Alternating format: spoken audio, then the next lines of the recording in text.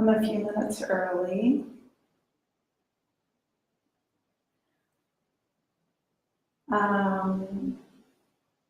Today, I want to talk about how to own yourself in a culture that wants to or tries to control you. And the reason this is a really important topic is because it's no fun being controlled. I don't know about you, but I don't like being controlled. I like having free will. I like having freedom of choice. I like, moving freely in my life and in the world. And in our current times, those options are being curbed and curtailed for many of us. And it can make you feel hopeless and disparaging and frustrated and all of these things. So I thought I would take this time to talk about how do we get here? How do we get in a culture that instead of celebrating who we are and honoring every person as an individual who has potential and supporting individuals and living up to that potential and contributing to the greater sustainable good. Instead, we have something completely different where certain groups of people, for very random reasons, have a lot more access to resources and opportunities and,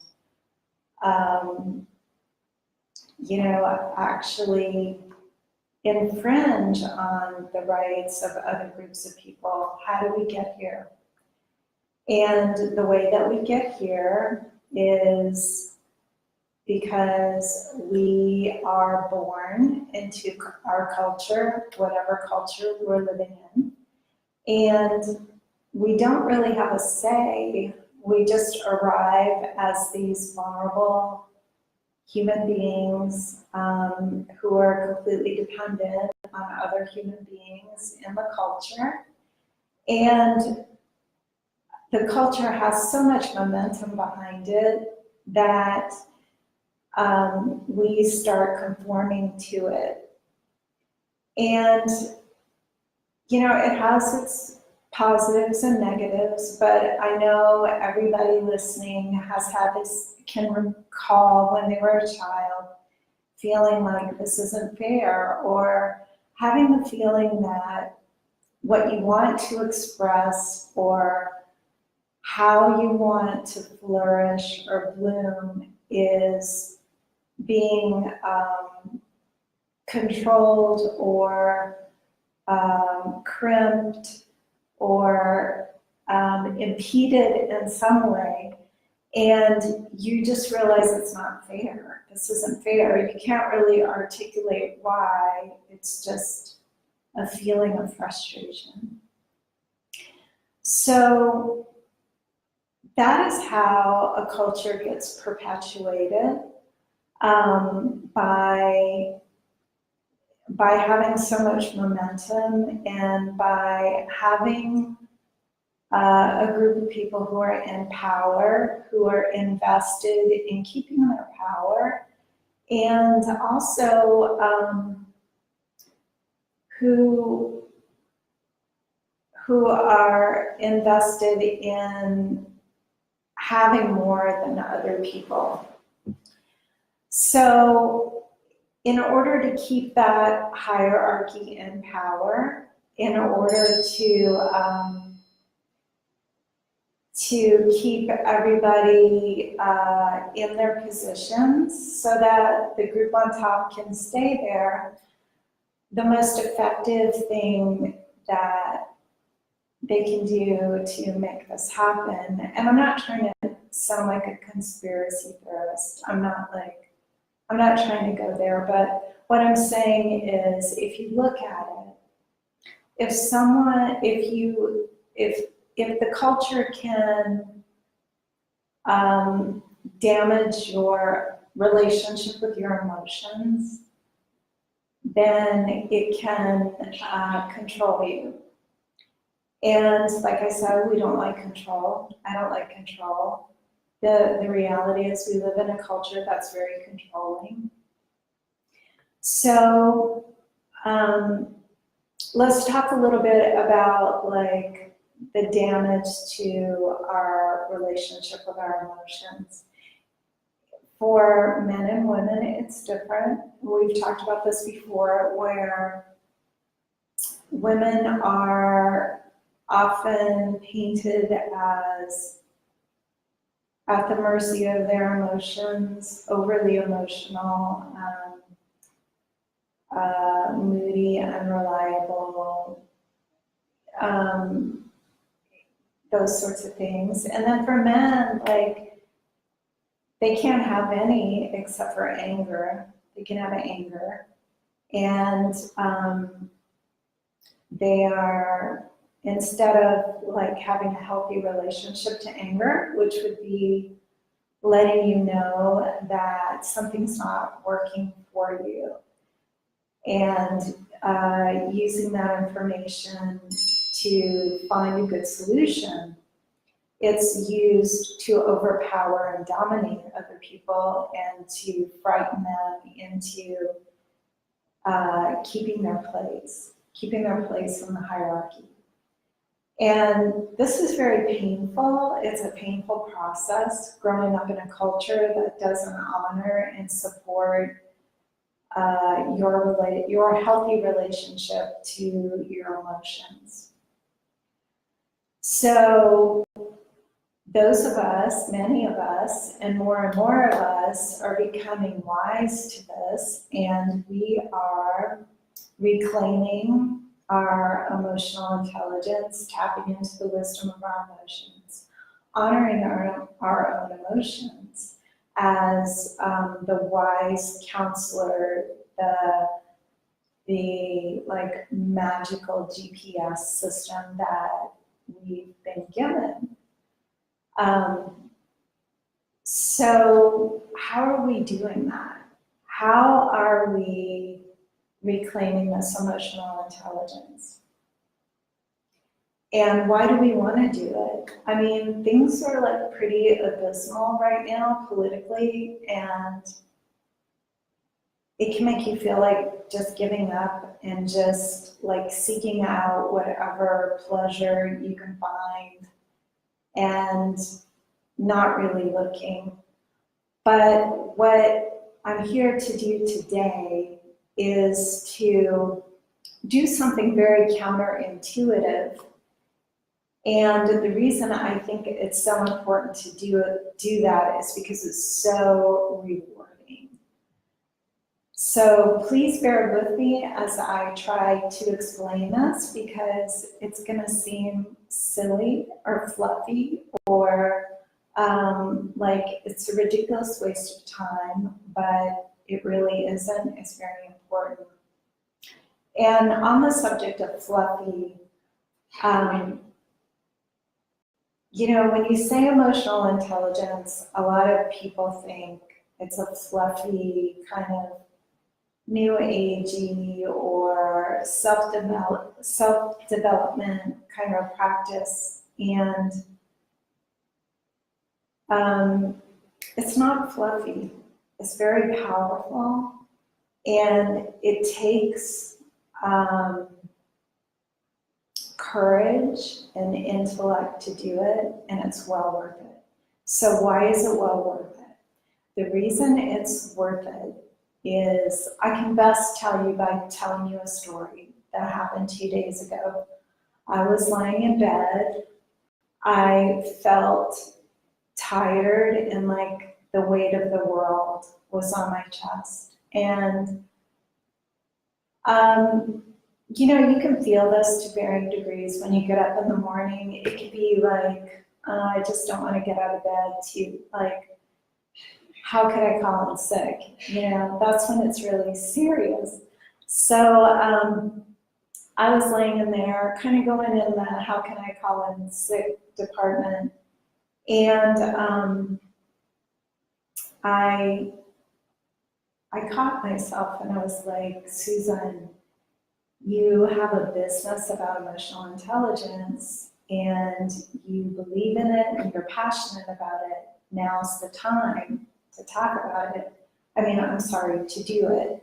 So I was laying there and I allowed the heaviness and the grief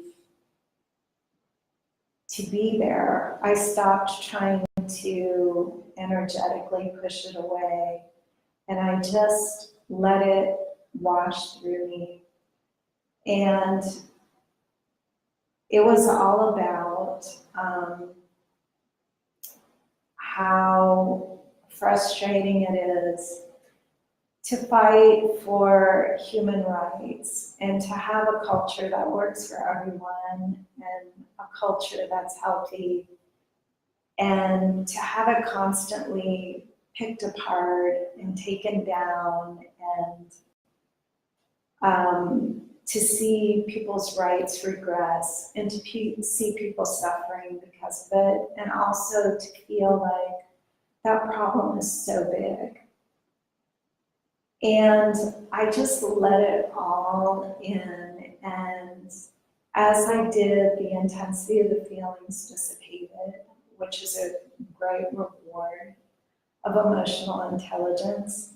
And the other thing that happens is you start to feel centered and you start to get your energy back and you start to feel inspired. And after that, I felt like I can do this. You know, there are no guarantees in life. There are no guarantees that, you know, the next election would turn things around. There are no guarantees that we can get our act together globally to reverse climate change. There are no guarantees. But when you allow yourself to feel the gravity of the problem, to feel its effect on you and the effect on other people without fighting them, to feel the grief around that and the sadness around that. The emotions, once they're acknowledged, they've done their job and they're free to go. And what you're left with is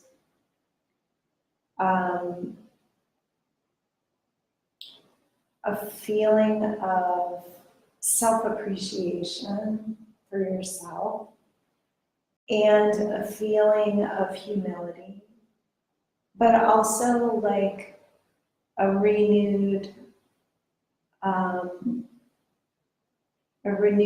interest in being a part of the solution. So I call that owning yourself. You're owning it all. You're owning what's happening to you emotionally. I don't know about you, but like I encounter a lot of different people in my day, and they have been acculturated to have a dysfunctional relationship with their emotions. It's nobody's fault. But it's hard to have like a productive relationship with people like that. I don't mean to say it like people like that, but people who suffer in that way. And it's because they're not owning themselves in the culture. You know, the culture is unhealthy, but that doesn't mean that you can't be healthy in the culture. And that's why I'm encouraging you to do this, to take that ownership. And through doing so, you become a role model for other people to do likewise. And that compounds, and as it compounds and grows, we all shape the culture. We become, like the culture exerts a lot of pressure on individuals, but with that trend of owning yourself, as a group, we start to exert pressure on the culture, and we shape the culture. And my greatest hope is that we create a culture that works for everybody. There's no reason for anybody to feel left out or to feel persecuted or to even be persecuted. We're all individuals. We all have our own unique gifts and talents. And we all deserve the opportunity to nurture ourselves to the best that we can be and to contribute our gifts to the greater sustainable good.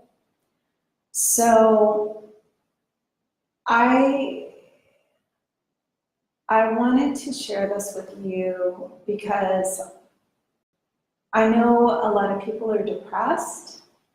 A lot of people are experiencing anxiety. They're feeling helpless, like why bother? It's so big, right? But the reality is, well, I was gonna say, excuse me, that the reality is that, you can feel better. And of course, I'm advocating that you feel better through developing a very healthy relationship to your emotions and learning to tap into their wisdom. But a lot of ways we try to feel better is by self-medicating and by diverting our attention from what's bothering us. And I'm advocating for emotional intelligence because it brings real change, not only to you in the moment, but to people you encounter and to the wider culture. Because I really don't think fighting against the culture is an effective way of transforming it. So, since we've all been acculturated to mistrust our emotions and to deny them and all of these things, it's not easy to just get in touch with them and to reap the benefits of that relationship. So that's why I created the Emotional Intelligence School. And it's why I help women who have been blindsided by the end of a relationship design and create their own happily ever after. And the two things might seem like they're not related, but they really are, because once you identify what makes you happy and the kind of life that you want to live, the thing that really stops people or the thing that makes people give up is that their emotions get in the way instead of help them get there. That's really the difference. Your emotions can be like tripping you up and making you want to not get out of bed in the morning, and just saying it's too hard and all of these things. Or you can be working with them and releasing the energy that they're sapping from you and become inspired and create what you want to create in the world. So if you would like help with that, I would love to help you with it. You can PM me at the Emotional Intelligence School, or you can check out my website, theemotionalintelligenceschool.com.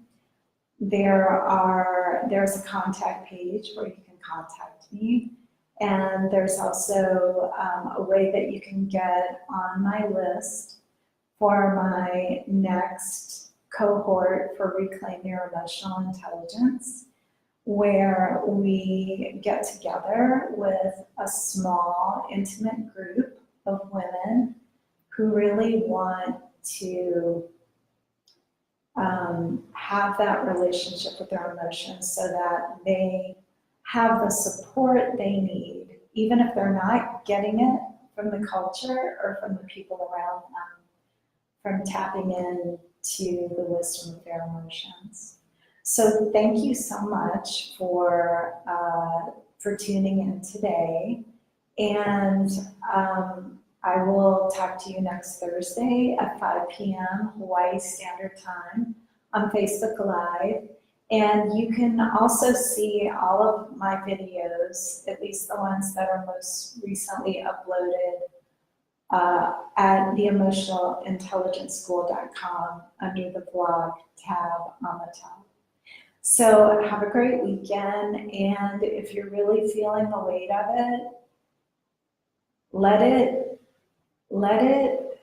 move through you. Allow it. Let it really show you the gravity and the depth of how certain things are affecting you. Because if you push it away, you don't really know, and you're just creating,